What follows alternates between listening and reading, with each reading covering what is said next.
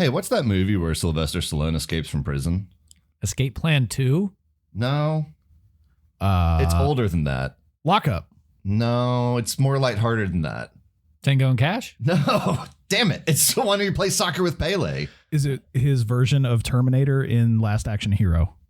Escape to Victory / Victory. Oh, haven't seen that in forever.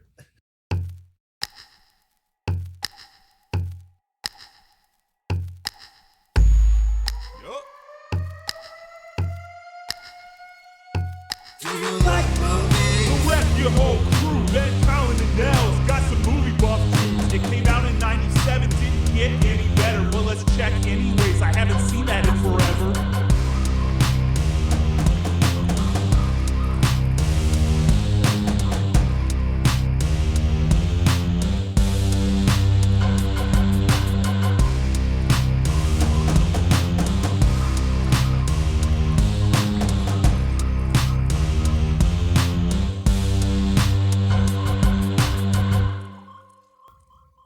Welcome to Haven't Seen That in Forever, where today we're discussing 1981's Escape to Victory. I only watched Victory. Is that okay? Yeah.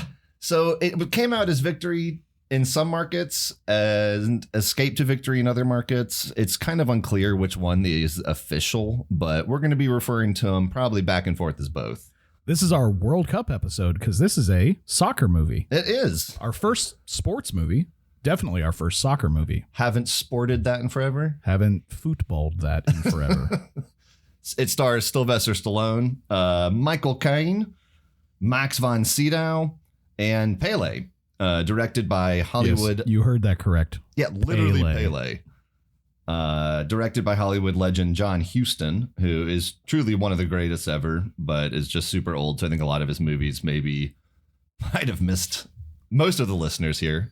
This movie probably missed some of the listeners here. We're stretching every year back to the beginning of the pod. It missed me. Yeah, Tell you that. And this movie also was written by some guys, kind of loosely based off of a true-ish story that I'll talk about later. I do want to call out one of the writers' names though, because it's just super fun to me. It's Yabo Yablonsky. It's a great name. Oh, just what a strong effort there. Basically, Good job, Yabo's parents.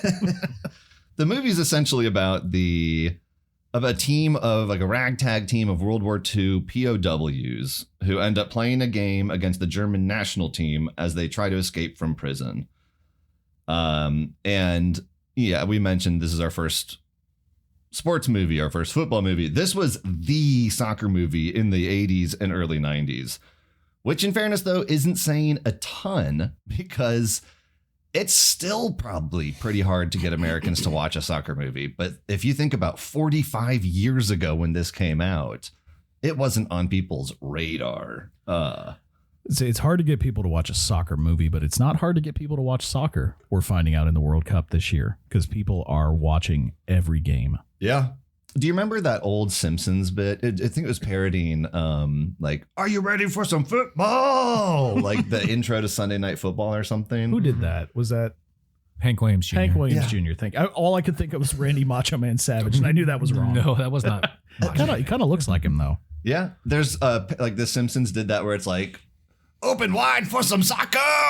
It's like, if you, the Soccer Federation is coming to Springfield, and if you like high kicking or like fast kicking, low scoring, and ties, you bet. Did you guys ever see the interview that Les Miles did when he was at LSU talking about FIFA? No. It's one of the funniest things ever. If I can find it, I'll drop it in here. But he talks about how the summer was marked with FIFA and FIFA action. And he talks about the different teams that he rooted for and how he really doesn't like the acronym FIFA because F for Federation makes him think of a guy with a gun. What? Like a federal agent? Like a Fed? It just like he adds like some other words in there, and he's like, well, you should add conglomeration in there or some other shuns because he sounds like W. Fifka? Fifac? Fifac. That'd be fun. Fifac. Yeah, if I can find it, I'll drop it in here because it's really hilarious. Well, speaking of FIFA, Ben, as you mentioned, this is our World Cup episode. And spoilers to the listeners, you're seeing how the sausage gets made. We're recording this the day before a few matches. And it's day of a few matches this evening. So we don't quite yet know who's in like the final four, so to speak. We have half the final four. Yeah, we got half the final four. We have what? France and Spain. I said Sweden earlier. I meant Spain. And I mean, two that very predictably have gotten to where they are. France for sure. And then today we have Norway and England. And then after Belgium. that, Belgium lost last Spain, night. Yeah. Argentina and Switzerland. Thank you. Well, who do y'all have y'all been watching a lot? The three of us watched a match together. Have y'all been watching a lot more? We met Colin's dad, Jack. Yeah. So if Jack's listening, shout out. And if you're not, then I'll text you. Thanks for downloading. What's your favorite? Have there been any really big highlights? Favorite match so far? And who do you have winning it all? I'm going to upset a lot of people with this. My favorite match was USA Belgium. Yeah. Because everything Trump touches dies, and it was a little bit of cosmic karma. We didn't deserve to win because our president decided to engage in the corruption that is FIFA, and I'm happy that America lost. Yeah, I think that's pretty fair. The Mexico-England matchup.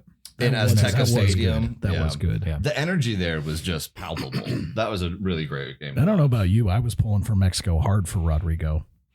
Oh, yeah. I mean, they're in Mexico City, so you kind of go. They're our neighbor. I saw some people being like, how do you root for Mexico? I'm like, they're right there. Why are we going to root for England on the 4th of July? You can't do that. Well, that's a good point. Stadium Azteca, though, I think would be an incredible place to watch anything. Oh, yeah. Those fans are rabid. Mm-hmm. Yeah. So we have 6 teams left in it that we just outlined, but who do you have a favorite team in your heart, and do you have a favorite team in your head kind of thing? I'm not a soccer guy at all, so I know Spain has been a favorite. I'll just go with Spain. Plus, they're already in the semifinals, so I'll just kind of cheat and say since they're already a notch above the 4 teams playing tonight. Welcome, Noruega. Llegaron los vikingos. I'm going Norway all day, every day. Give me Erling Haaland. Give me Norway. He's just a joy. That guy's awesome. That's if this was 2,000 years ago, we would be kneeling in front of him. That's the kind of guy this dude is. I'm not going to lie to you and pretend that I'm a huge soccer fan and that I knew of him beforehand. I think my brother-in-law, Cameron, roots for the team he plays for in England because he plays for City. Yes, I think he was allowed to play either for England or Switzerland. I believe he was allowed to play. He plays for Norway. Norway. I think he was allowed to play for either team too. I don't know the exact logistics of it. I don't know that. I think he plays for Man City, and I believe my brother-in-law Cameron, if he listens to this, shout out. I don't know if he does. But I think he plays for them. So he was probably aware of Erling Haaland before me. I was not aware of him before the World Cup. I don't watch soccer that often. I'll watch the Columbus Crew, which is not a World Cup team by any stretch. Can't even win MLS lately. Give me Norway. That's the team I like. If I got to go a second team, let me put it this way. I don't have a second team, but I do have a team that I'm rooting hard against, and it's England. And it's strictly because of Harry Caine. Oh, it's strictly because of Harry Caine. First of all, your name is Harry Caine. You can't be a professional athlete named Harry Caine. He also looks like... You can if you're Michael Caine. Hey, nice call to this movie. He also just looks like he does the taxes for all of England. He looks like the biggest dork in the world. And I give him all the credit. He's a great player, but he looks like a giant dork. Okay, fair enough. Yeah, I think whoever comes out of either France or Spain is probably going to win, but I'd prefer probably 3 of the teams on the other side. I would like Norway. I would like Switzerland. I would even be okay with England. I don't want the same winner again. I don't like when they just run it back. Who won the last World Cup? Argentina did. Yeah, so that's why I don't really want them. Messi, you old fella. But then my other question is, and I guess maybe I have your answer, Nels, but well, how did y'all grow up with soccer? When did it come into your life? Did y'all play? To what level? You know, you say you're not a soccer guy, so I presume. No, I'm not at all. I have no foot coordination. So I have hand-eye coordination. Yeah. I can play softball okay, football okay, like American football. Golf decent. Anything involving my feet though? No, don't downplay it. You're a good golfer. I've played with you. 2 beer Nels is a good golfer. Don't give him the third one. No. Yeah. But yeah, soccer, no, I just don't have that kind of foot coordination for it. And that's interesting too to me because I feel like now it's pretty universal in the States. It's not the sport, but you can sign your kid up anywhere to play it. I feel like, 30 something years ago, California was the place though. Like it was already kind of cool there. So like growing up in Cali, I would think that you maybe were exposed to it more than Tennessee or Ohio. Whoa. Well, I never played soccer. That was not a sport that I was ever involved in. My brother played soccer when he was young. And then we come from a family, and this is going to sound bad, and I don't mean it in a bad way. We come from a family of violence. And what I mean by that is when we play sports, we have some aggression. And I believe my brother broke somebody's arm playing indoor soccer one time. So if my brother Joe is listening, if that's not correct and I'm remembering that wrong, please correct the show. But I believe that you did that.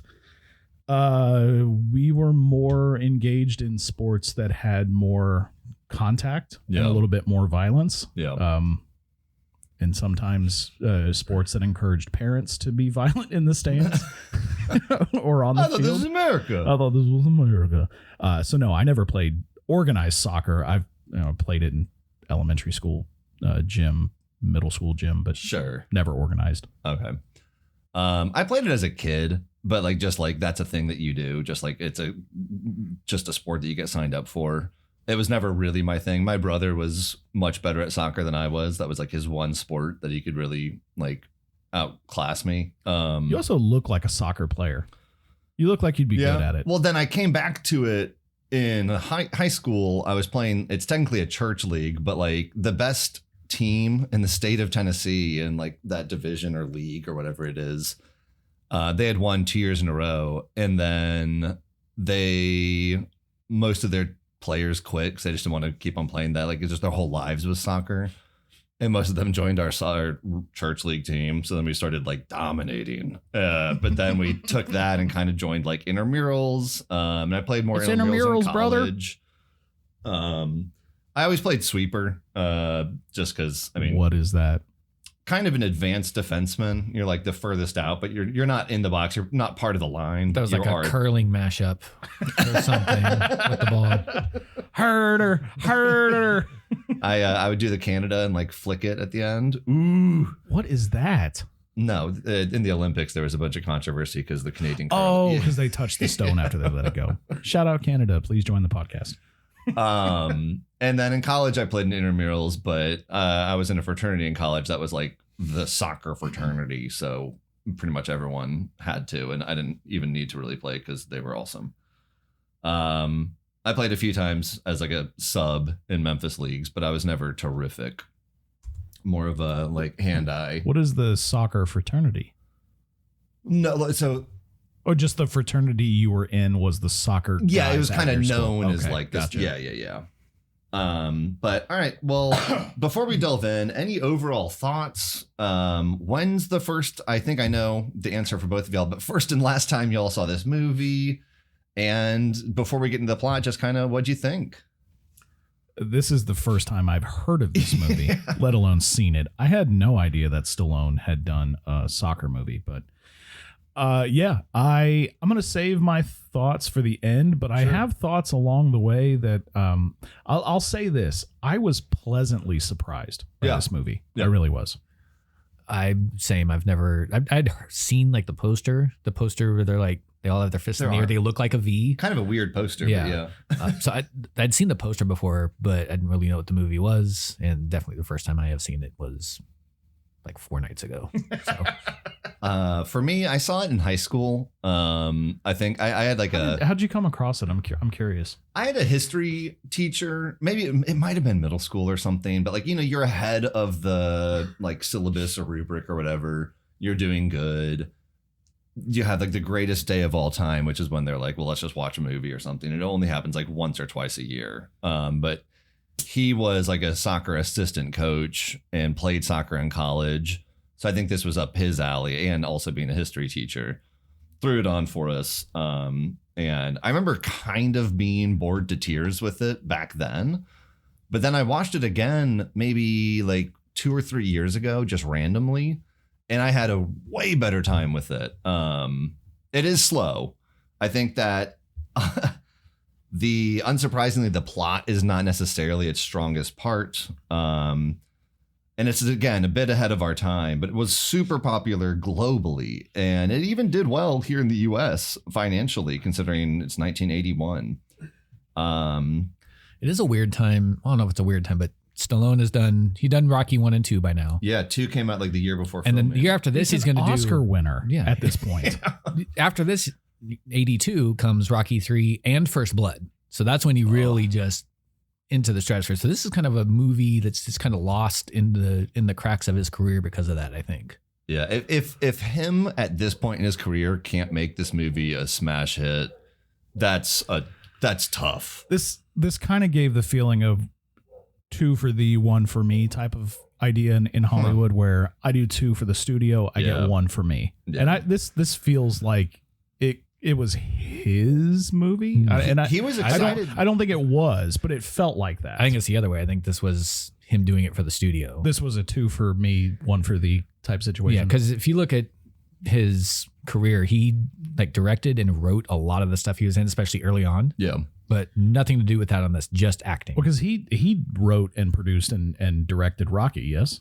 I think he just wrote the first one. I thought he directed, and then he directed 2. He directed 2. Okay. I think he directed the rest of them after that. Okay, because they won Best Picture and he won Best Actor for Rocky. First one, yeah. But he wrote and directed, which is wild. The Rambos and other stuff. So lame year for Rambo's movies, based off of the First Blood's a book too. That book's fantastic. Well, this is based on a true story, kind of. Yeah, true-ish. True-ish. Like most sports. Sports dramatizations. I think he was super excited. I obviously agree with this, and it's going to surprise no one, but he was very excited to work with Michael Caine. Who's that? Michael Caine. Mike Cocaine. Michael Caine. Michael Caine. Michael Caine. A very young Michael Caine. Well, and we touched on it. Probably excited to work with John Huston too. Yes. He's one of the most decorated directors ever. I was going to say, I don't think Michael Caine was Michael Caine at that point. No, he was. He was in England. I don't know that he was here. I think he'd already won awards for stuff. I didn't look that deep into Michael Caine. I'm sorry. Nels, to your point though, John Huston, several Academy Awards at this point. I think he has the most nominations ever as a director. Yeah, so that alone is going to entice any actor, I think, to be like, well, I don't really care what the role is. Of course I want to work with that guy at least once. Well, because John Huston had done The Maltese Falcon, The Treasure of the Sierra Madre. Yep. A lot with Humphrey Bogart. The African Queen, The Man Who Would Be King. I mean, did a long list of accolades for sure. He's like, I have to film this one in color? What? Yeah. And Max van Sydow, who is probably most famous for The Exorcist at this point. Yes. Which, by the way, while we're on the mic, if you guys have suggestions that you want to hear in October, we're working on something for October. We don't know exactly what it's going to be yet. A spooktacular. Haven't scared you in forever. Ooh, that's scared. I kind of like that. Haven't crapped my pants in forever. Well, maybe you haven't. Maybe you haven't. It's a different podcast. I'm an adult that maybe has done that. But we're thinking of some interesting things for October and horror movie specific. So if you have suggestions of movies that you want us to cover for October, please let us know in the socials. Right, Nels? What are our socials? HStiff Podcast on the Instagram, the TikTok, the Facebook, Gmail. I'm going to be Justin Timberlake from the Social Network. Hey, drop the V. What does that mean? in the movie The Social Network. You haven't seen Social Network? Well, I have, but I don't remember He that plays part. the character. Because there's initially called The Facebook. Yeah. Yeah, I know. I was in college in 2005. And then in the movies, Timberlake's character is like, just get rid of the in front of it. Just call it Facebook. Oh, okay. Well, what's the V? No, because I was saying the Gmail. Oh, TH. sorry. The sorry. Instagram. Get rid of the V. Yes. I got you. I heard you wrong, and I have headphones on. This is why people come to listen, though. They do. These are in-depth hard-hitting conversations about the V. Us confusing each other about a movie that has nothing to do with the movie we're talking about. What movie are we talking about today? So today we're doing Trolls 2 with Justin Timberlake. Oh, that Trolls 2. Okay. All right. Do you have a feeling? I have a feeling we're about to kick this bad boy off because like we we're got to gonna- dive into this. We're going to ruin the tour is what we're going to do. So the opening scene of this movie, I think, is maybe the most important scene in the movie. This is my biggest problem with the movie. Well, and I'll explain as we go through later why I think it's so critical. But in my opinion, and I haven't found any evidence for or against this, but it's just my little theory. I think that they probably recorded this scene and added it after initial screenings and test audiences. It shows someone trying to escape from what we learn is a Nazi prison camp. And there are Allied forces, POWs there. Someone's trying to escape. He gets caught in barbed wire, gunned down, and like ripped apart by Nazi dogs. It's brutal. But I think it's super helpful because otherwise their prison camp looks fun. And these are the nicest Nazis that you'll ever see in a movie. It got to a point in the movie where I wasn't sure who was a Nazi and who wasn't. Yeah, like some of the English officers are straight up mean. And then Max von Sydow is like, I'll make sure that your men get beer. And you're like, well, that sounds... What do you need? You need a Thai massage? You need books? What do you need? Anyways, then you're like, oh, okay, well, Nazis are bad. That obviously, like, they're brutal. This is a good part of the movie. No, their very next scene, the Red Cross shows up to the prison and is like, we're going to make sure that you're giving these men like terrific conditions and that it's a 5-star all-inclusive resort. You meet Max von Sydow, who's kind of taking over as like the liaison from German intelligence at the camp. Or I keep on saying camp. It's called a camp in the movie, but it is a prison. It's like like you said this before the the podcast. It was like a summer camp. Yeah, they're like laying in the grass, They're playing like dodgeball. There's like dedicated swim time. They're putting on a show at the end of the summer, Yes, and it's they are. everybody's gonna go see it. It's Guys and Dolls. It's gonna be great. Everyone does a skit. Cabin 7 is up next. We're doing talent shows. Max von Sydow immediately kind of clashes with Sylvester Stallone, who's really only there for a few seconds, so you don't get to know him yet. But he recognizes Michael Caine's character as Colby. And he's like, Colby, that's an interesting name. And he sees them all playing soccer, football. And he's like, are they good? And he's like, yeah, absolutely, we're good. We have like leagues and teams, and we play different like styles. It's terrific. And eventually the guy's like, Colby, oh, from like Western London or like Western United or something. I think West Ham United's what I have here. Yeah, I think that's the first most unbelievable part is that Sylvester Stallone played for West Ham United. Michael Caine. Michael Caine. Oh, Yeah. sorry. But then, so Michael Also Caine, not believable. He's 48 or so around now, and he looks, I mean, I'd say he looks in his 50s. He's obviously a very suave, charismatic, charming, handsome guy. But in terms of a professional athlete, he does not strike you as... But this is British standards. That's true. So... But I think He has this line is so funny when Max von Sydow's character, who's Von Steiner, so he's basically the same name. And he's like, it's a shame that the war has ended your career. And Michael Caine's like, interrupted my career. And you're like, the audience watching is like, no... Colby, I gotta be honest, buddy. I do not think that when you're in your 50s after being in prison for a few years, you're going to get back as a starter. Can you think of another 48-year-old professional athlete on the world stage? Because I can't.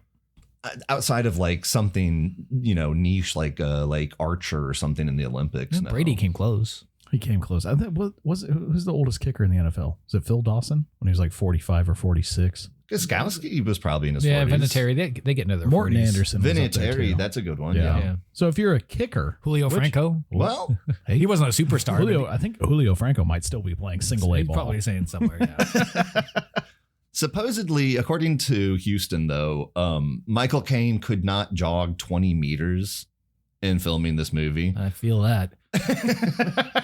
So there are scenes, though, when like the team's training and he's just hanging back the whole time. And I think as you're watching this, too, you're really thinking like, oh, he's just their manager. He's their coach or whatever. Even though he does at one point say he's like, I'm like, Colby, captain manager.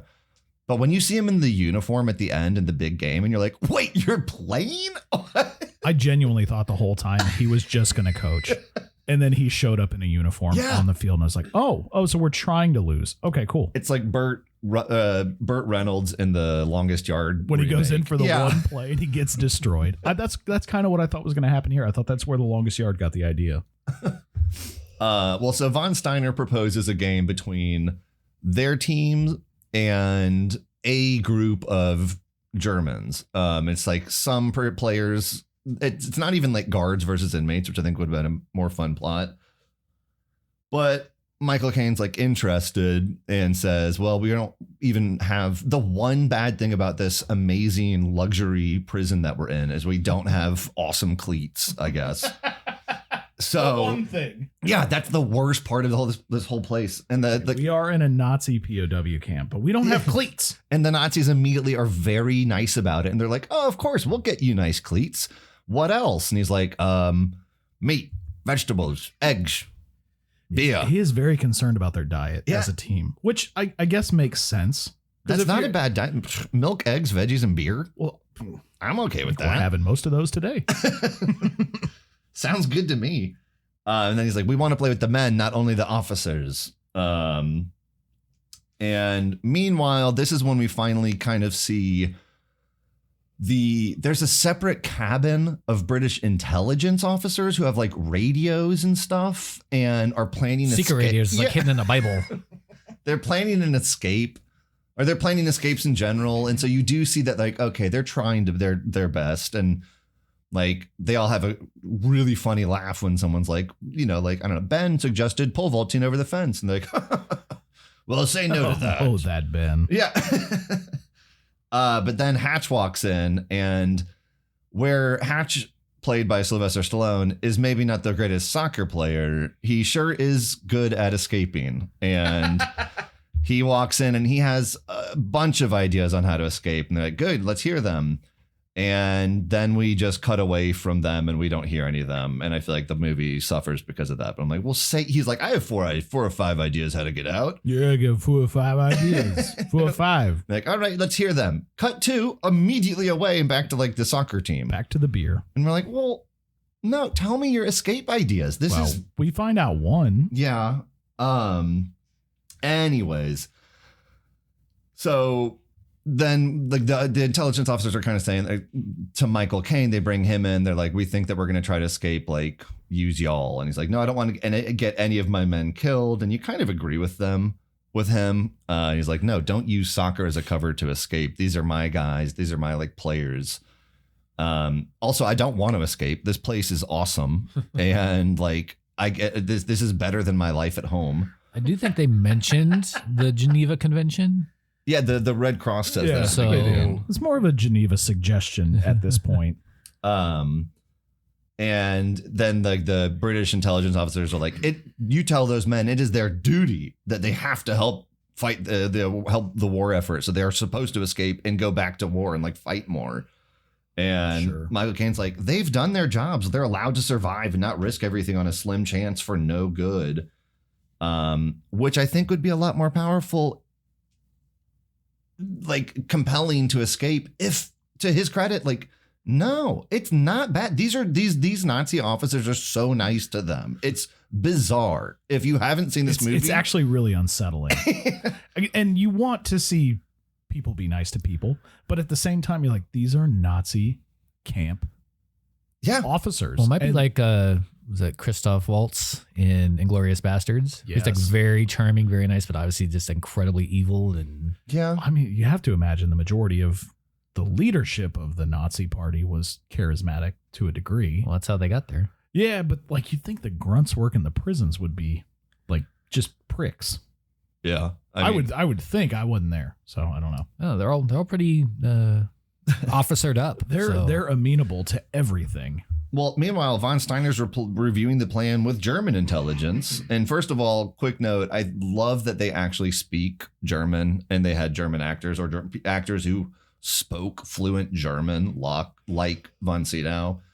I think it looks way better than just having them speak English for the sake of the audience. Outside of like in Hunt for the Red October, when that awesome transition happens, I can't think of another movie that does it this well. Do we need to do Hunt for Red October? I feel like that's like the fourth or fifth time we brought it up on the show. Yeah, that is a great movie. Could do it in October. Oh, no, we can't. We could. That's horrible. Just saying we could. We could do a special. We could do it in September because we're hunting for October. Look at you. This is why you're on the show, Nels.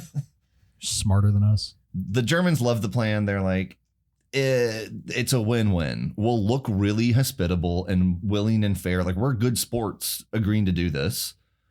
And we're probably going to win really big. And so it'll make us look powerful and like better than the Allies and everything.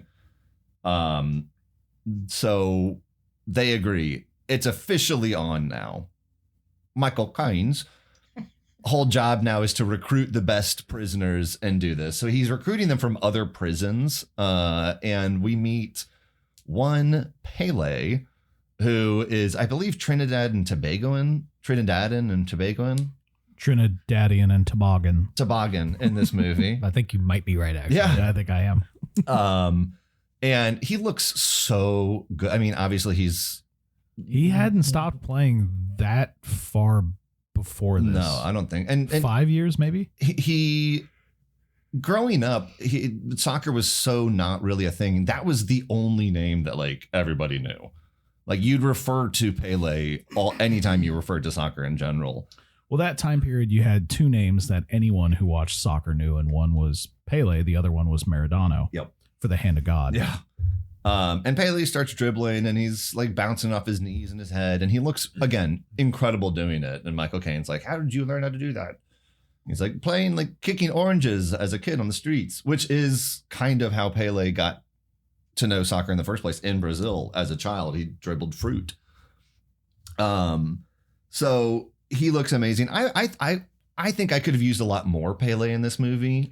He's not given a lot to do. No. And I think that he does fine with his line reads. I think he looks great on film.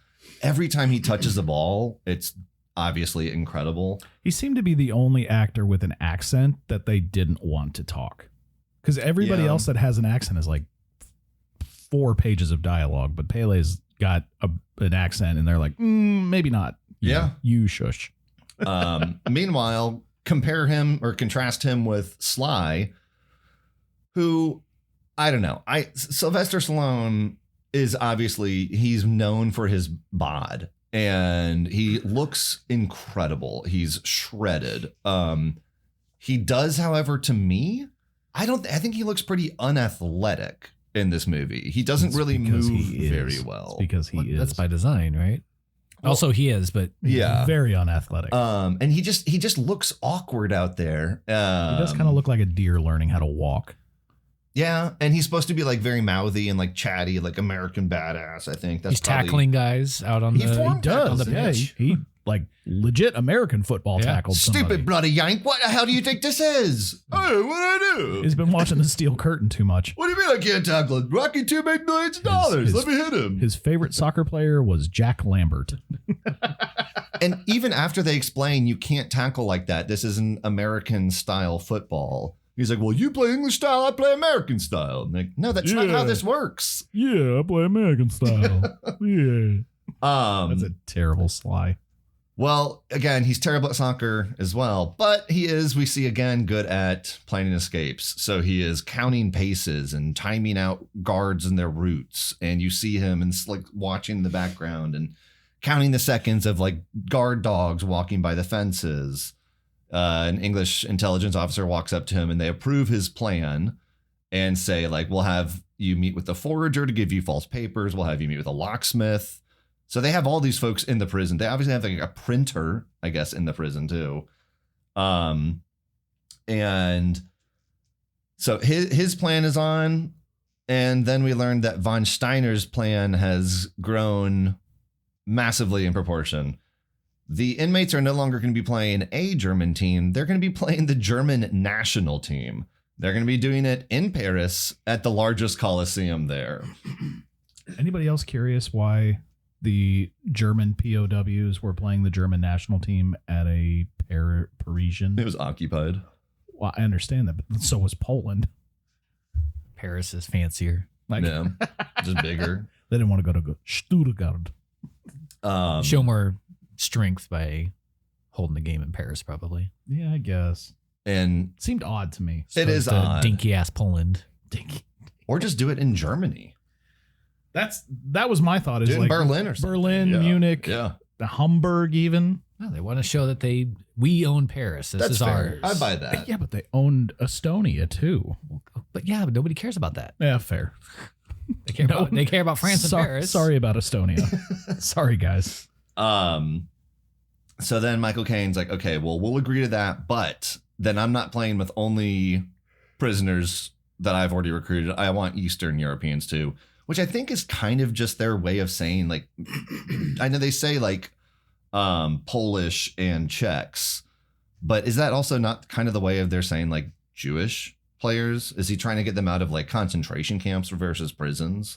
I mean, he doesn't get a lot. Yeah. So he's not making a big dent. Let's say it that way. He's doing what he can, but it is not a lot. Hatch rejoins the team, thank God, as the trainer, not as a player. And he has some funny lines where he's just like yelling at them about like nutrition and stretching out. I think his transition from player to trainer is one of the funniest arcs in the whole movie because it lends to some funny moments down the line about him being the trainer rather than a player. And I think that writing was so funny. I don't know that was intentional, but it ended up being really funny to I me. have to imagine it wasn't supposed to be funny. I don't think so, but it ended up being really funny. Yeah. I enjoyed it. And that because it's early 80s and it's a sports movie and it's a Sly movie, all three of those Venn diagrams overlap with you need montages. So we get plenty of training montages. Even when one ends and they'll have another scene somewhere else, they'll cut back to another training montage. Like, oh, no, we're still doing that. We go from training to like the team eating a meal to the team talking about strategy and Pelé taking over the chalk And back to and training. then back to training. Montage. And then like you'll see like Von Sydow talking about like German intelligence and then another training And then montage. they go to the English officers and like, oh, this is what we're hearing. They're like, oh, okay, back to training. Those Eastern European players there's probably like what 6, 7 of them. They show up and there's some of the more powerful parts of the film. They look bad. They look emaciated. They're dirty. They call them skeletons. Yeah, and they look the part. Apparently they have lice. Yeah. Get that lice that's off right. them. But none of them have hair, which I thought was interesting because they had shaved their heads and he's like, well, we can't have them in there covered in lice. Yeah. Like they don't have any Maybe they hair. weren't quite aware of what lice could do. Yeah, at that maybe. point. Yeah. I thought it was odd. Them trying to lift a spoon and like being unable to lift a spoon with a tiny little piece of potato in it because they're that weak. That got me. That really upset me watching it. I haven't seen that in forever is staunchly anti-Nazi. Yeah. We're gonna put that out there. Yeah. Bad. Even though they're very charming and fun. we said several times. We're joking a lot in this movie. because Christoph this Waltz, movie come does a join the show. Weird part of making them so nice. But this is a moment where you're like, oh shit. It does kind of bring the reality back to the forefront. They're inhuman. Yeah. And they are treating people Like trash. Yeah, and it's just it breaks your heart seeing the guy lift a potato, but they start getting stronger. I'm skipping through Another training montage. It's now the night of Hatch's big escape plan, and the plan is for him to climb out of the shower up into the rafters because the guards are like a bit distracted and the lights are all off. It's like pitch black in the showers, and he's gonna escape from there. Quick question: do you guys shower in the dark? No. You need to see what you're washing. I'd like to. I don't turn the light on when I shower. You're not. Wait, what? No. Wait. Do you not? You know where everything is at this point, I would imagine. What if you're grabbing like a razor from You shave in the shower? I shave my head. occasionally? You shave your head in the shower? Yeah. Wow. Use an electric razor or a blade. Blade. Wow. Yeah. Okay. I want to see for that, even though I can't see my head. But you can't see your head. I need to see that I can't see. You want to be able to grab the razor without like grabbing it. There you go. How about that? If you grabbed a bar of soap, would you be confused that might be the razor? I don't use a bar of soap. I use body wash. And then you got to line the body wash up with like the loofah and pump it on that. And yeah, if you don't use a loofah or a washcloth, we can't continue to be friends. You just use your hands? Except for some areas. Oh, when did y'all start washing your legs? How old were you when you were like, I'm not going to just let the water, like soapy water, run down? Who washes their legs? so today. Stupid question. Let gravity do its job. Who doesn't wash their legs? I feel like growing up, a lot of people were kind of lazy and would just let the water like run down unless they had like visible stuff on them. You know what I mean? Gross. I mean, I'm not saying like it's right. I'm just asking. I feel like I always have washed my legs. What the hell's that? Oh, that's blood. That is blood. My scab popped open. See? Sorry. See? Well, I already took my shower today. Did you pick it? No, it popped open. It's healing. Shut up. I think it's kind of a cop out that they didn't show at least butts. But I wanted maybe a dong or two in this scene. And I think that we really, because you have all these like beautiful bodies, like all these professional athletes. And obviously Sly is shredded. You couldn't show a couple butts? Colin here for dong. Yeah, I'm team. Let's show hang some dong on screen. Trow down, hog out. Yeah. Let's go. This movie copped out by not hogging out. It's a PG movie. You can't show a hog in that. Well, it would change the rating. Well, that's true. There is no. Did you notice this? There is no swearing in this movie. Not a single swear word. Yeah, I guess you're right. Nothing I recall. Thinking about it, and I can't. And I noticed it about halfway through, and I'm like, man. Sly says bastard, if you consider that kind of like on the edge. Depending on who I'm talking to, they would say that's a swear word. Yeah. But like anything that would get you a PG-13 or R rating, there's nothing. Interesting, I thought. They did not have PG-13 yet. Sly was they not. Did not. You're right. It was PG and then R. Sly was in. He was so not naked that he was wearing pants. Did y'all notice that he walked into the showers with full pants on? So how old were you guys when you stopped showering with pants on? Like Weird Science. It depends on if I'm in the dark or not. It's a two for you. Washing your pants and you're taking a shower. It's called being efficient. Great poll, by the way. I just remembered the scene where they're like watching her shower, but they're fully clothed, like staring at her. Yeah. Right? Yeah. Weird Science. Yeah. Oh, man. Not this movie, listeners. That's Weird Science. That movie rocks, though. Weird Science. Anyways. He didn't say rules. That's new for this week. Yeah. Usually says rules. So he escapes, and as he runs by dogs, he's like kind of loud. He's kicking up a bunch of dirt. I think it's impossible. At least with my dog, there's a 0% chance she wouldn't spot someone like on the roof, and she's not a trained guard dog. So that's a weird scene to me. I had the same thought. He's kicking up so much dust and no one notices. They're just like, oh, that's weird. Dust in the night. I would notice it, and I'm not a trained guard dog. Well, that's not true. Well, we employ you as that on Tuesdays and Thursdays. Well, that's dog with a DAWG. That's true. You're a dog. Got that dog in me. But I had the exact same thought. He's kicking up so much dust and no one notices. No. It's wild. And they meanwhile have a mannequin that looks kind of terrifying. I watched this this is actually the first time we're recording where Jessica has seen everything that we're recording about. Yeah. And so the mannequin scene happens and she goes, "Is that a mannequin?" Like, no, that's Kim Cattrall. Yes, that is a mannequin. Kim Cattrall. I was like, yeah, that's a mannequin. She goes, "That's really ugly." I was like, yeah, well, I mean, it's a mannequin. It doesn't look good. It doesn't look good at all. It doesn't look realistic. It is quite hideous. It's kind of like Hogan's Heroes-esque. And that show was way before our time, but it was about Allied POWs in a Nazi camp. But the Nazis are really dumb and like stupid and clueless. They and were they have not like charismatic. No, they were not nice. They were just stupid. So some of the scenes I think shine the most in this movie are when Sly's on his own, like when he's boarding the train, he's helping that woman with her bags. I don't think shines in an ensemble cast, at least at this point in his career. as much as he does when he's the star. And his scenes by himself, he's definitely the star. He gets on a train by pretending to speak only French. It sucks, but luckily for him, the German is like, I don't speak French. And he's like, parlez-vous français? Yeah, parlez-vous français? And he gets to Paris. He meets up with the resistance.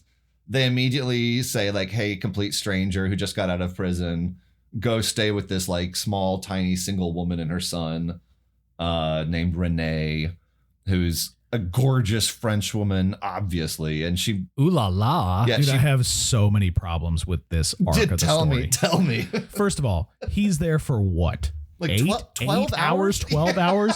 And she is broken up when he leaves. Just destroyed. She like throws herself. He closes the door when he's leaving, and she throws herself against the door. I think I acted it out when we were watching. I threw myself against the couch, just like, So it's Stallone charm. It works quick. I'm sure it does, but not that quick. Do you think she saw Dong? She saw Dong. That's why she was crying. It was hanging down to the knee. And she's like, I can't get it. Why is he leaving? His like leather butt. Well, it depends. Did they do it in the dark or in the light? Well, if they were doing it in the shower, then we know it's in the dark. It's in the dark. You have to have. How can you do it with your pants on? That's true. Well, man got a zipper. What? Like shower sex with Stallone apparently is very complicated. The lights are off. Your pants are on. Good luck. He's like, hand and mouth stuff only, baby. It is so bizarre how quickly she is immediately attached to him. I think that he has one of the best lines in the whole movie here, though. I do love one scene when she's basically saying, she's like, don't tell me your name. I don't want to know anything about you. And her reasoning is that she's like, if I hear that someone who I helped escape, that they made it to freedom, then I feel great. And I forget them immediately.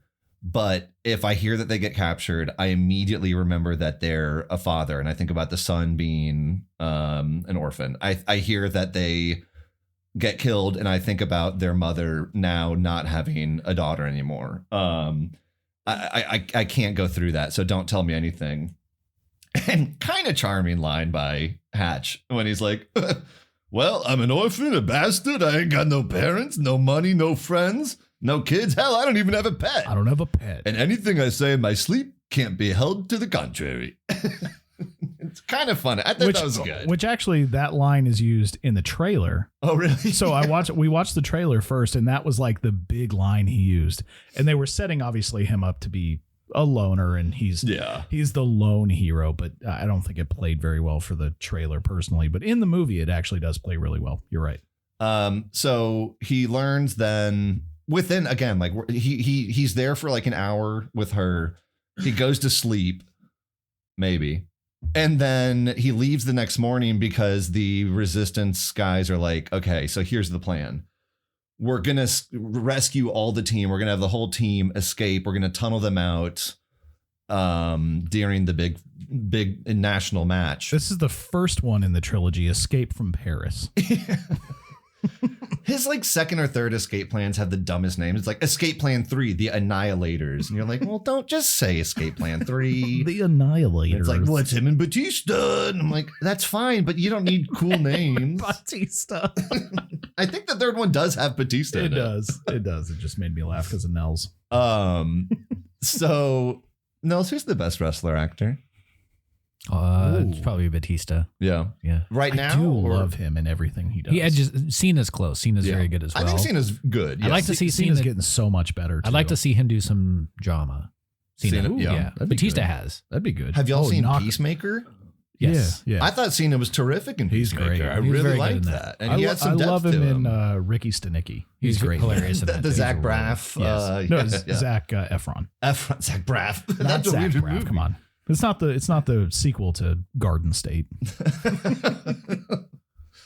I actually have that on my list for this show because it was very big at the time. You see Knock at the Cabin?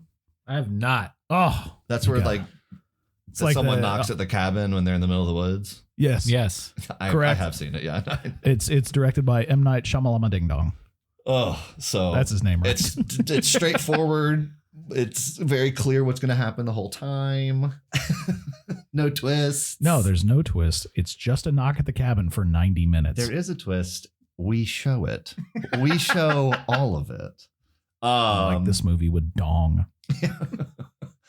But so he learns he has to break back into prison, and he's not willing to do that. So well, no, don't break back into prison. You're going to get captured again, to give the message that we're going to break them out at the game, which seems so unnecessary to me. Like, because they have radios and like, I don't know, you couldn't like hid the note in like a football and thrown it over the fence or something, or like a potato, or use the radios that they have. It's a paper airplane. Yeah, anything. In the Longest Yard, Nellie gets cleats and a birthday cake. You telling me you can't put something in a cake? What's the guy's name who's like gets everything? It's Cheeseburger Eddie. No. It's Terry Crews. No, I'm thinking of like the manager guy then.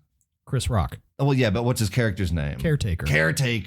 Trivia all day about The Longest Yard. I love that movie. I love the first one too.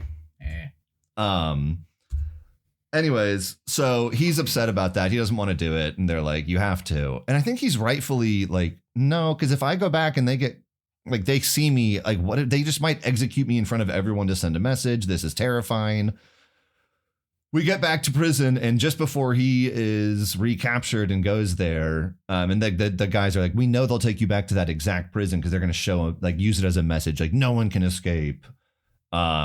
And before he gets there, meanwhile, then like the Germans are on to the fact that he's escaped, and they see just the mannequin head like in the lineup where he's supposed to be. And this is the funniest shit that any of the prisoners have ever seen in their lives. It's like a scene out of like Police Squad or Stripes when they're like, we got you. And the German's like, oh, you did. Like, again, there's no stakes to this movie. Like, these are Nazis who are like gassing people, and they're like, well, you pulled one over on the old Nazis. You got me. The old Nazis. So he gets captured. He gets sent back, and he's going to be put in solitary confinement, which is a problem. So he does a hand symbol like of Mercury, which I thought was kind of cool, like the winged helmet, to say, I have a message for y'all. And he gives it to him when they bring him back. Like he is like, oh yeah, he's like talking shit to them. He's like, come on, I'm back. What's up? He's doing like the like here. He's like the double bird to the world. Yeah.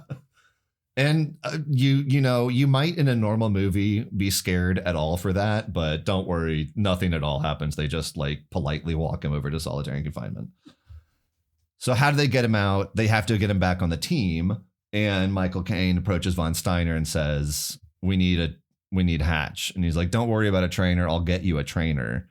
He's like, no, he's not our trainer. He's our keeper. He's our goalkeeper. He's our best man. He's like, you have like Thompson or something. He's like, no, sir. I don't remember his name. Yeah, I think I wrote it down. Nigel Bardingham, because he's British. Glockenshire. Oh, no, the American? No, Lewis is your goalkeeper. He's got a broken arm. When did that happen? This morning. Just happened to happen this morning. I think this is maybe the second best scene in the whole movie. Oh, I couldn't watch this. Well, just because the transition of him saying, like, von Steiner kind of looks down and he realizes, like, okay, and he's like, you gave us your word that you're going to give us a fighting chance, and he's our best goalkeeper. We need a good goalkeeper. Von Steiner kind of reluctantly agrees, but the scene is silent. They're just like looking at each other, and it silently cuts back to a cabin, and you just see the actual goalkeeper Lewis looking so disheveled and distraught, just looking down on the ground, because he is a professional goalkeeper at this point. He just happened to be in the war and get captured. And he's like, just make it a clean break, boys, please. And they have to snap his arm, and it sounds horrible. It looks horrible, but pretty powerful stuff. They stick his arm between two slats of the bed. Yeah. And then Michael Caine steps on it. And it is not fun to watch. It's close to Misery in terms of Kathy Bates like hobbling. Yeah. You know? Yeah. Or whatever it's called. No, you're right, Misery. Yeah. It's not fun to watch. But then it's the big day of the match. I think it looks amazing setting up the stadium. Von Steiner once again proving that he's a good guy when someone's like, in terms of security, this is all madness, or this is madness. And he's like, this war, this is all madness. You're like, oh, well, very sympathetic, good guy Nazi, I guess. As contrasted with the English officers who are like, this plan is garbage. You brought us these like emaciated skeletons. They're going to play terribly. Get them back into prison camps. And you're like, what? Who's the baddie here? It's madness that all these Jews get to walk around. That's the madness. All willy-nilly. But he's upset because, as I mentioned, he's a man of his word, and he gave Colby his word that he'd give him a fighting chance. Colby also a man of his word. When I think that I forgot this detail, but he's like, just Colby, promise me you won't try to escape. And he's like, what do you mean? He's like, don't try to use the game as a plan to escape. And he goes, give me your word. And Colby's like, I can't do that. And they like shake hands and walk away. I'm like, dude, it's a Nazi. Just lie to him. Just say, okay, I don't give a shit. Man of honor. Lie better. Von Steiner is immediately backed on his word because his associate's like, we've hired a ref who's going to throw the game essentially. But he doesn't really. Like he does his best. There's some tackles that probably should be fouls, but he really doesn't do anything super egregious. He got too far ahead, but he literally erases a goal that should have happened. Well, that's the worst thing. But like there's some tackles that are, like I said, tackles that are missed as fouls, but that happens in every soccer game, I would imagine. I'll pause for just a moment to talk about the actual soccer match overall. I think that soccer is a tough thing to do a movie about because there's so much quick footwork involved. And the pitch is so huge. For those of you that don't know, the pitch is the field. And it's hard to show. And I think soccer is a beautiful sport to watch, like develop and everything. They nailed it in this movie. This movie might be the best I've seen of them portraying like formations developing and the ball actually moving. And you see plays going as they develop. And in the credits, you learn Pelé was out of a lot of those shots because he was with the director, Houston, and he was back there calling, like telling them what to do. So he would draw up the plays and the formations, and it looks awesome. I think the soccer scene, there's not, unfortunately, a ton of, you can't really go over the plot of it too detailed. It's one team versus the other. But I think it's maybe the best like 10, 20 minutes of the movie. It all looks incredible. It's not a lot. I thought it would be longer. And I think with a lot of movies nowadays, you just have 1,000 cuts to people's face. Every actor wants their face, and they're probably going to have it over a green screen and then cut to some actual different person's feet and then back up to their face. I just realized this movie is Space Jam with soccer. Who's their MJ? You got you got the enslaved people trying to play for their freedom. You got the fixed game going on. The game takes up like 10 minutes of the movie. That's and a good Sylvester Stallone does stretch his arm out to put a ball in the goal. So that did happen. Yes. I just thought about this. I had not thought about this at all. So like the goalkeeper with the broken arm, he doesn't travel with them. No. Do you think part of the reason he's so upset, he's like, wait, I have to stay in prison though? Like y'all get to escape? That's the plan. I have to get my arm broken and I don't get to escape. I don't think the team didn't know about the escape. No, they did at this point. No, not until halftime. Yeah. They didn't know how, but they knew that was the plan. Michael Caine eventually agreed to it. Yeah, at the beginning of the game, but he couldn't tell anybody until halftime. So Sly told them when he got recaptured, he's like, here's the plan. We're going to escape during the game. I just don't know when. Did we watch two different versions like Salt? No. So that's the reason that Sly had to be like put back into prison so he could tell them the plan is to escape during the game. I just don't know exactly when. But I know they're going to tunnel us out. So just be ready to go. Well, because Michael Caine at the beginning of the game goes to the other, was it the goaltender or the captain? I can't remember. The captain striker of Germany. Essentially, or no, he goes to Hatch. Hatch, sorry. And basically is like, it's on. Shakes his hand and says, it's on. So he knew. So the kid runs out. Renee's son. Right. Renee, who's obsessed with Stallone's wiener. Yes. Renee's son, who I thought was for sure going to get like shot because he just ran out on the field carrying a package. It's a bizarre scene. Yeah. He runs out and tells Hatch halftime. Gives him flowers. The tunnel at halftime. Yeah. So that's when he's like, okay, well, now we know when and how, but we knew all along that it was going to happen. So I missed this in the first viewing. I actually had to back it up. The kid runs out with a bouquet of flowers, hands them to Michael Caine's character. To Hatch. Yeah. Yeah. And he's like, it's on at halftime. when he says it to Hatch. It's like, okay, cool. And then he takes the bouquet of flowers and just chucks them onto the other side of the stadium. I think that worked because he was trying to like cover why, because otherwise they might have been curious. Well, I understand the flower part. The thing that confused me was chucking them to the other side of the stadium. Like, he threw them in the crowd, right? The other side of the crowd, nowhere near anybody he gave the flowers to. I thought it was odd. Maybe I'm wrong. And the flowers are just a cover for the kid to run out there. Well, I know, I get that, but like, and he can't goaltend with flowers. Put him next. I'd put him next to the goal. I just sit him down on the ground. I put him I'm in gonna my keep ear. Like I'm like a geisha. I'm gonna throw him at the players as they get close to there scoring. You go. I just thought it was like, if I watched that in real time, I'd be like, no, that's kind of rude. Yeah, you threw the flowers away. Kid just gave you flowers. Well, they didn't do him any favors because the Americans go down fast, 2-0, like very fast. Within like what must have been like 5 minutes. If that. The Germans then pull in Atlanta Falcons and pump in fake crowd noise. Do you remember when they did that?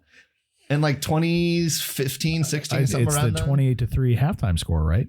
No, they were fined during the regular season for pumping in fake crowd noise during the other team's offense. It wasn't the same season they went to the Super Bowl? Oh, it might have been. Yeah, I think it might have been that year. That was 2016, yeah, because Jessica watched that in Atlanta, and she was like, well, at halftime, I was like, well, I don't have to keep watching this. And then they kept watching it. Yeah.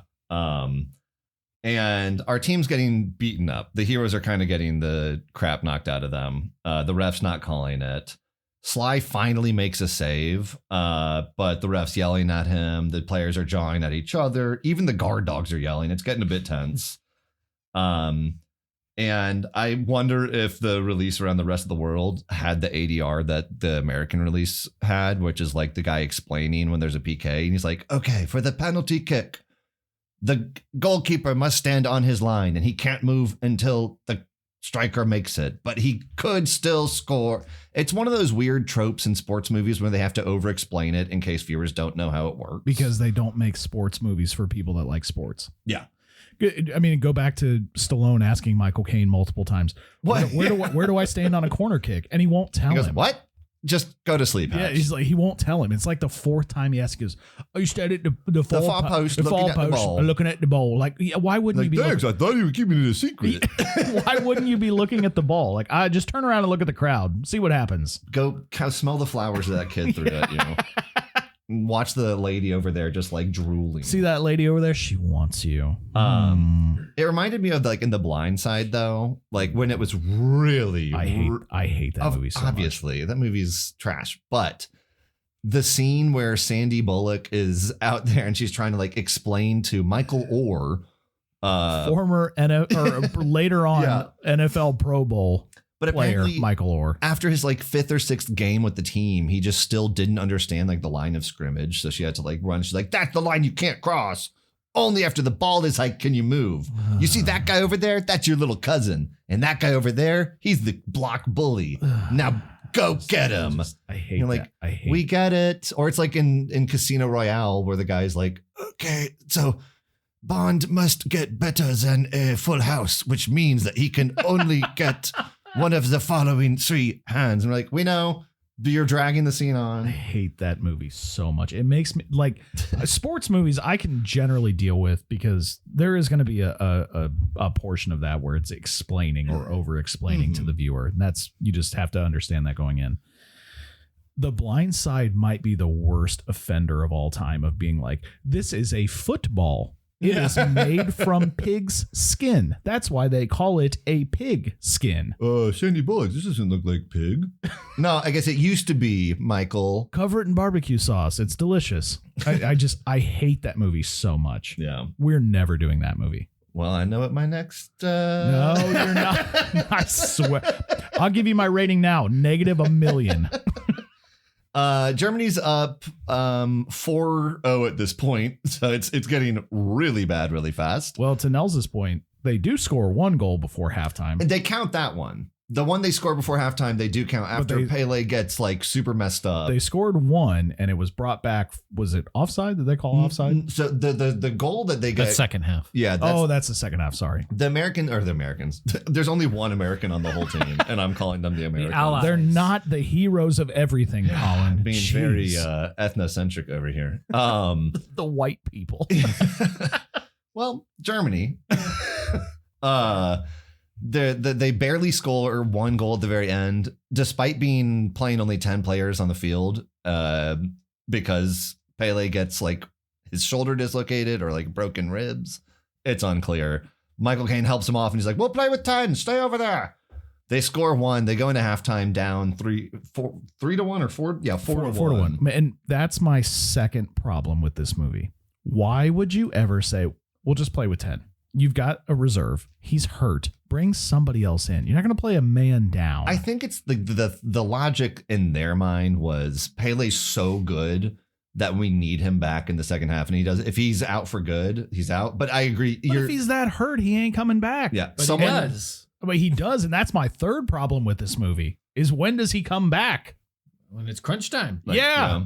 I love the shot at halftime. This is when I've cut over. There's a ton of scenes of like the French resistance, like tunneling throughout the city. It's not really important, but there is some brilliant cinematography work as they're all looking at this, like, I guess, hot tub or like soaking tub in the locker room.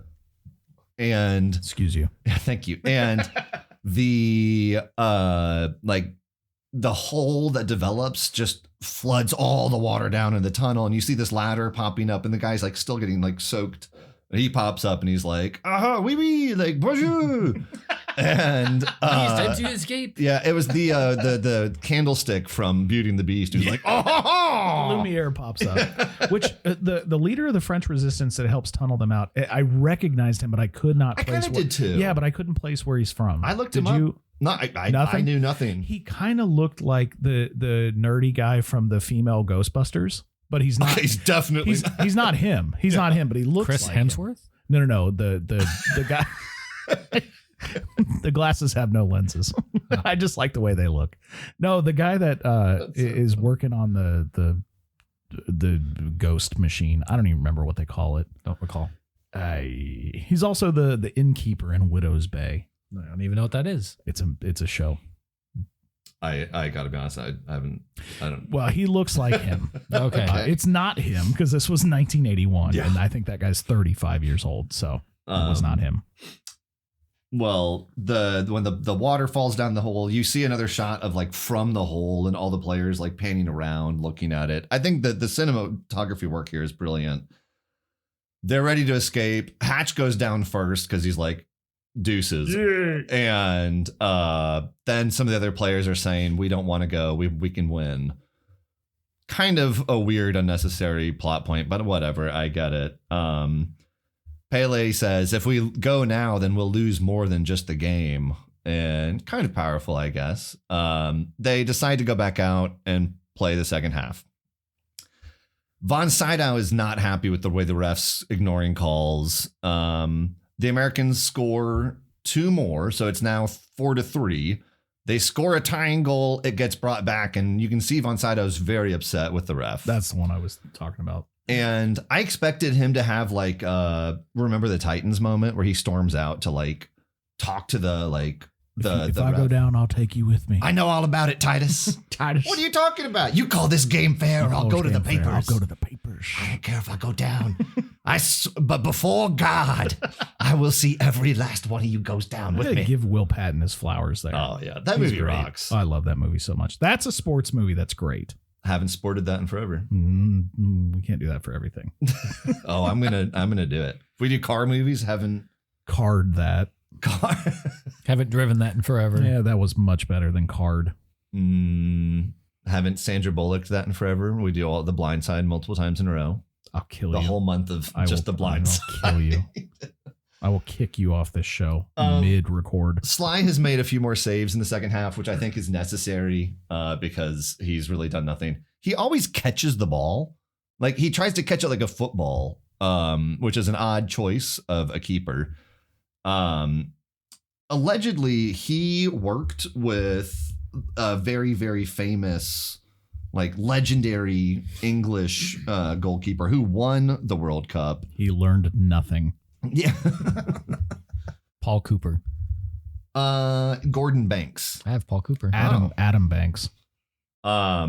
Sly apparently didn't D.B. listen to Cooper. filming for a while and then broke several ribs because he was like throwing himself around, and he apparently did. He also broke Pele's finger. No. Oh no, Pele broke Stallone's finger. Yeah. he thought I remember he was, reading that one. He thought he was good enough at goalkeeping that he could stop Pele, and Pele just rocketed one. He got his hand on it to his credit, and it apparently just shredded through two of his fingers. Just punch the ball, man.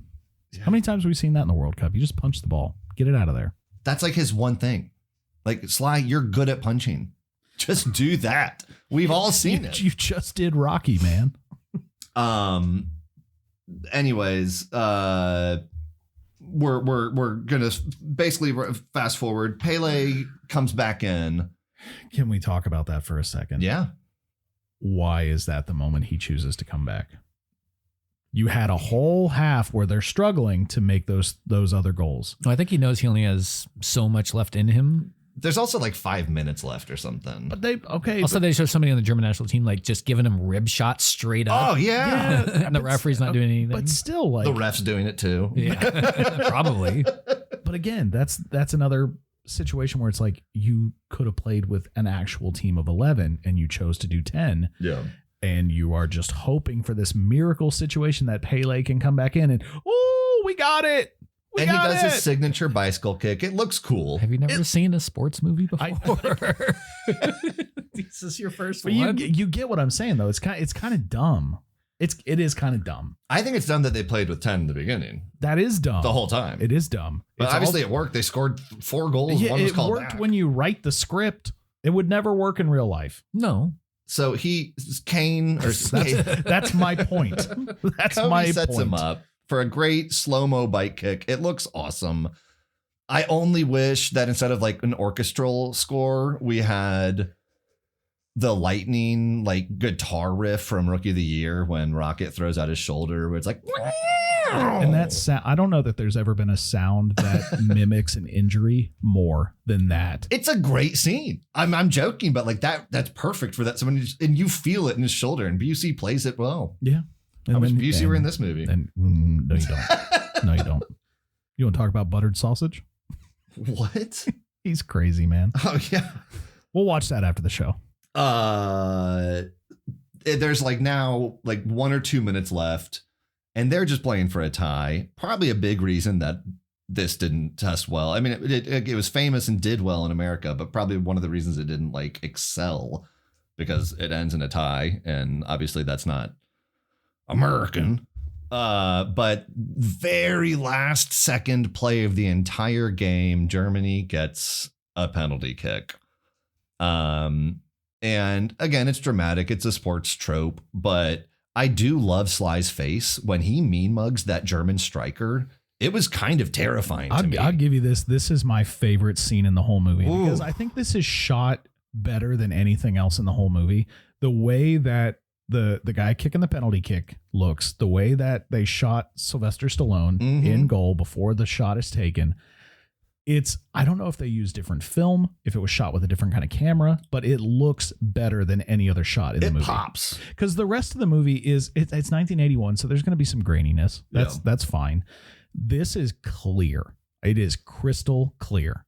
I really, really like the way this was shot. And it's dead silent. It's dead silent in the scene, so the movie, and it's dead silent in the stadium. No one's making any noise at all. So you really feel the tension. And this is after the fans had been screaming, "Victoire, victoire!" And we had to put the subtitles on to figure out what they were saying. We don't speak French in this house. And then they're like singing the national anthem, Yeah. and it was really powerful crowd noises, and it's out of nowhere dead quiet. And Hatch looks like it's hard to describe. He almost looks like Dolph Lundgren in The Punisher, where he looks like strung out, but he's just staring daggers at the German striker. Have you guys ever had a sports moment like that personally for you, where you got to actually like stare somebody down and save a game or win a game? Couple winning hits in softball. That's about it. Did you stare down the pitcher? No, it's slow pitch softball. What? That's what I'm asking. Like in a competitive way, have you ever been able to do that? I don't have one. No. I fenced at the Junior Olympics, and I mean mugged some people there. Like it's just one-on-one, and like you have to. Listeners, this is now this is the new fact we've learned about Colin today. You fenced at the Junior Olympics? Yeah. How old are you? Are you 78 years old? Fencing's fun. I didn't say anything about fencing. I'm wondering how you packed this much life into 35 years. And like fencing at like the state championship, you have some good moments like one-on-one with someone, you know. I need your dad to come back to Minnesota immediately to ask him about all of this. You fenced in the Junior Olympics? Yeah. I have my jacket and like mask and blades at home if you want to see them. Again, I'm not saying this like I don't believe you. Oh, yeah. I'm saying this like we literally learn something interesting about you every time we spend time, and we see you all the time. Yeah. I'm at a loss for that one. That might be the most interesting thing you've ever told us. But you get like if you take your mask off because they're having like water or something, and then like you do have a moment where you're supposed to like shake their hand. And in fencing, you always shake left-handed if you're a right blade. So it's a little all off already. And you have to like kind of line it up. And if they're left-handed and then their right hand is empty, then you just like look. And it's very sportsman. You're supposed to be a good sport about it. But like I'm playing a kid who's like coach is screaming at him in Italian or something. And I'm just like, you looked at him and you said, if he dies, he dies. He dies. And he's like, that guy's like metal. I'm like, he is like fencing. If he dies, he dies. Anyways, he makes the save. Crowd goes bananas. They storm the field. I loved this. Yeah, and you're like, well, they're not going to escape anymore. They tied the game, but kind of won in a lot of ways. But like, what's the plan now? And people just start throwing random clothes on them, and like stripping their like uniforms off. And it's super fun that they're just like mugging them basically. And then just going to like a flowing river, shove them out of the stadium together. They bust through the gates. Yeah. The Nazis are trying to hold the gates closed. They bust through them. There's like 100 guards, but they're like, they said earlier, they're like, there's like 15,000 spectators here. And you're like, well, I mean, you're going to lose that fight. Yeah. You lose that fight 9 out of 10.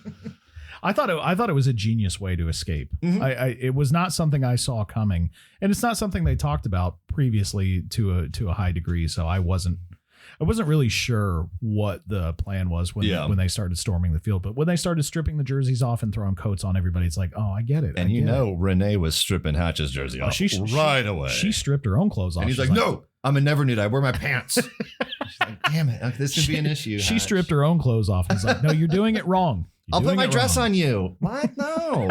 It's the strongest woman ever. That was 1981's Escape to Victory/Victory. I gotta tell you, man, I expected this to go a little bit longer, but we're at a tight hour and 10 right now, and nice. This is a short episode. But I gotta tell you, I really enjoyed this movie. I had a blast watching it. I really, and Jessica can attest, I did not want to watch this movie.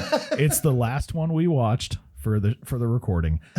I did not have a desire to see it. It looked ridiculous. Yeah. It sounded ridiculous.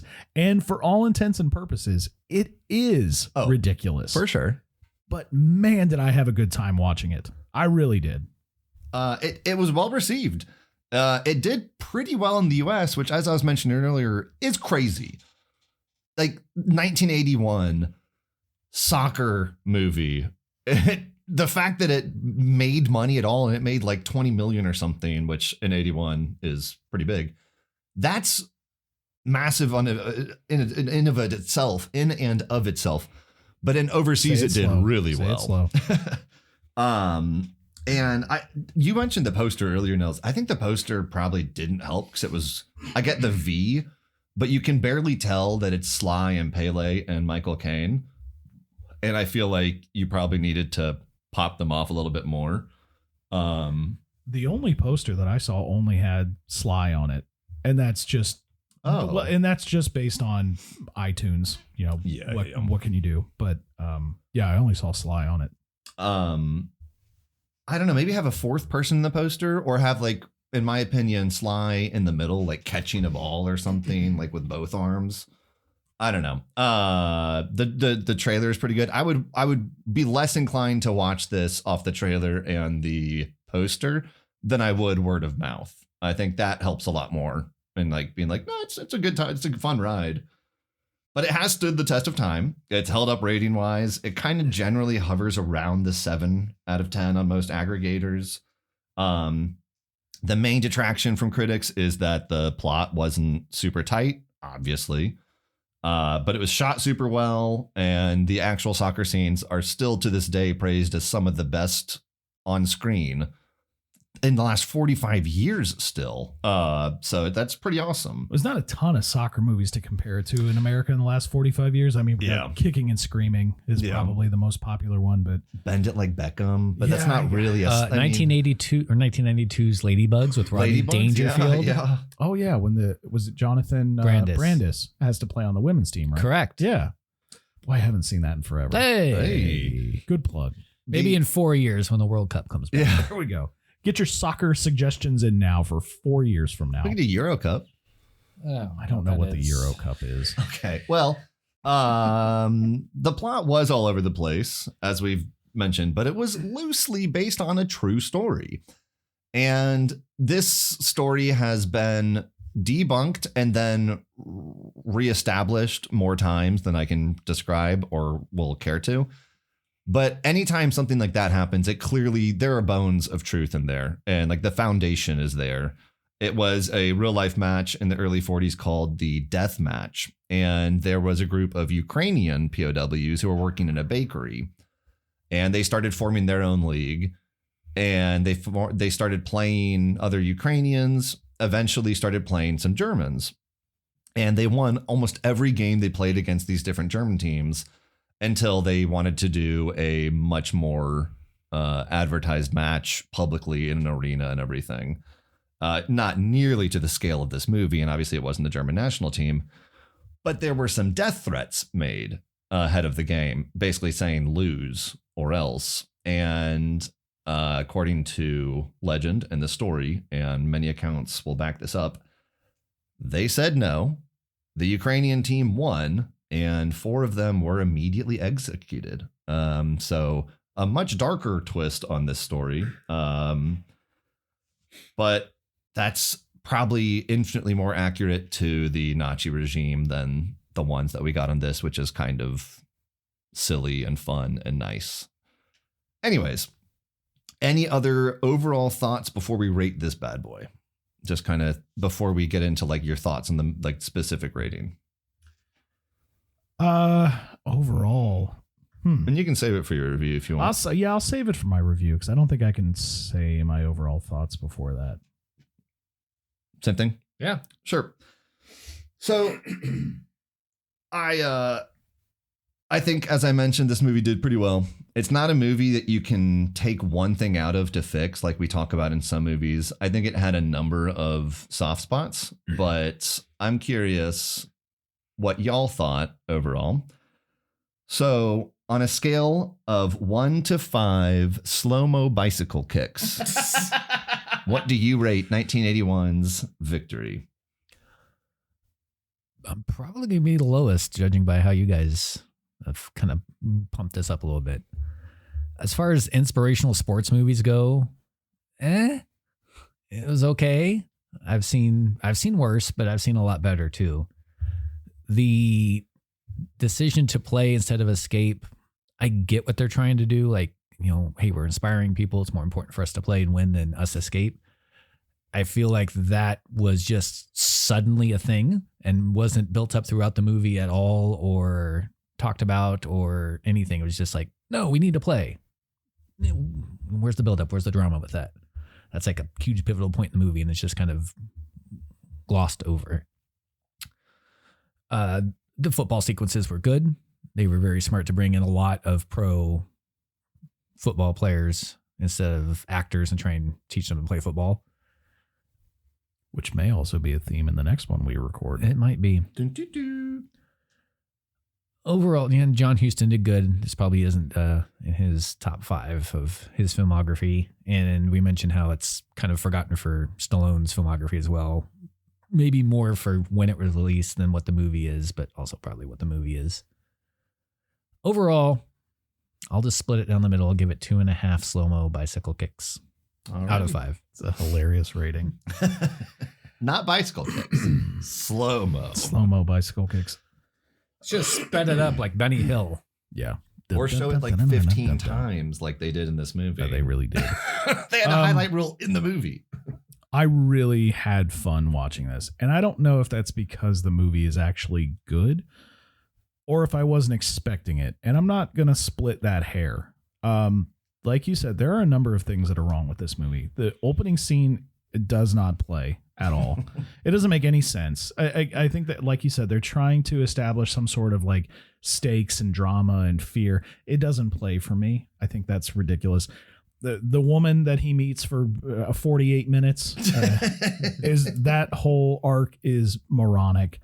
It makes no sense. Stallone as a goalkeeper is laughable. You want your 5'6", like super wide V of a man to be your goalkeeper. Not realistic. We didn't even talk about the fact that they're kicking a literal volleyball. Yeah. It's a brown volleyball. Isn't that what soccer balls looked like back then? I have no idea. I wasn't alive then. I'm guessing it was, but it looks like a brown volleyball. All of that aside, and I agree with you, Nels, the idea to not escape doesn't sit well with me personally. If I'm in a Nazi POW camp and I have the chance to escape, I'm going to escape. Yeah. However, this movie overcomes its flaws, I think, pretty well.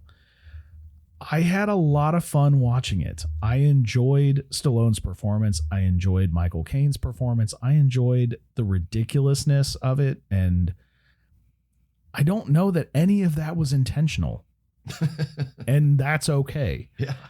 For me, I really had fun with it. I expected it to be terrible, and it wasn't. If you haven't seen this, yeah, I think you should give it a shot, because it's not bad.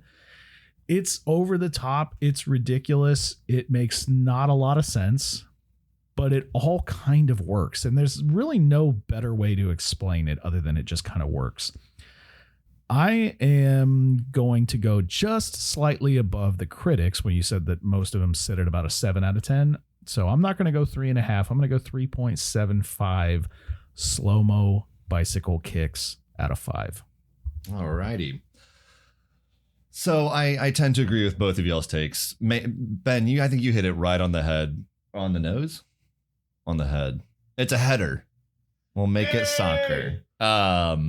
I do think that this is not a good movie. It is a fun movie. And I to me, that's a lot. That's often my bread and butter, is a movie that you want to watch, but like, it's not, you wouldn't, write a paper about it or something in a class. Like I'll throw on like Bad Boys 2. It's fun. And I love that movie. Yeah, it's a super, but like it's not going to win an award outside of like maybe just most explosions or something.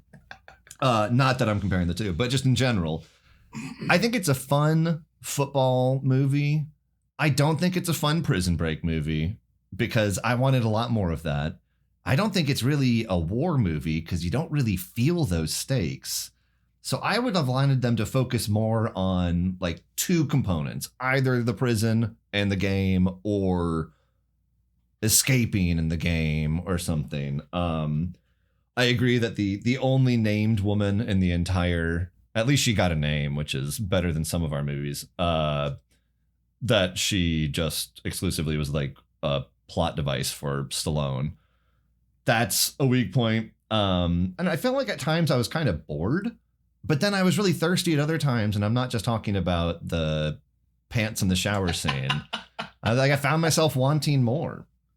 48-year-old Michael Caine walking up and down the pitch and being like, "I'm Captain Manager," is a bizarre choice. But I think the choices that they made in the cinematography are great. I like them shooting on location, which you can't really do anymore. Out of enjoyable, I think it's a really enjoyable movie. If you haven't seen it in forever, yes, pop it on. If you've never seen it, pop it on. I am going to say, in terms of like my rating, if it's good, I'm going to go a little bit low, but I am going to give right down the middle. I agree with Nels and say I'm going to give it 2.5 out of 5 slow-mo bicycle kicks. I was going to say, don't mess up your own rating. Whew. I saw you struggle in your eyes. You're like, wait, what's it called? Oh, no. Fast motion? No, fast motion forward kick. No.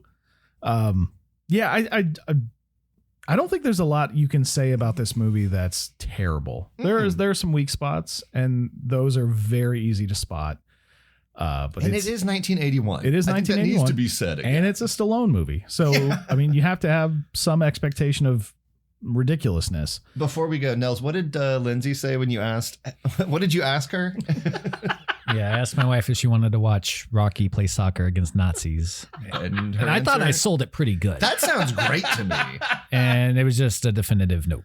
My wife, when I ask her about Jess, when I ask her, my wife, when I say, hey, do you want to watch blah, blah, blah, blah, blah, Sylvester Stallone's in it, the answer is probably going to be no. Then until it's Copland or Daylight. No, it'd be the same. Oh, bummer. But then if I ask, do you want to watch a soccer or like sports movie, the answer is also probably no. So this is not in her Q zone. She doesn't strike me as the one that enjoys sports movies. No, she barely will watch us play sports together. Yeah, well, that's true. That is true. Well, thanks for listening. Thank you. I had fun with this one. I really did. Yeah. Join us next week for a movie that you may not know because we haven't told you about it yet. Follow on socials at HStiffPod, as we mentioned earlier. Just scared the crap out of Colin. Felt like I was breaking the fourth wall. No, we're gonna still do the clues. Next week may or may not have something to do with watching children for money. That sounded way worse than I expected. Someone's in the files. That sounded so much worse than I expected. You get paid to care for children. How about that? I don't think you're helping your cause, nope, buddy. Nope, yeah. I'm not. I'm just going to go turn myself into Kash Patel's lazy eye. Thanks for listening, and we'll talk to you next time. Victoire, victoire, victoire. Victory in French. Victory in French. It's freaking good.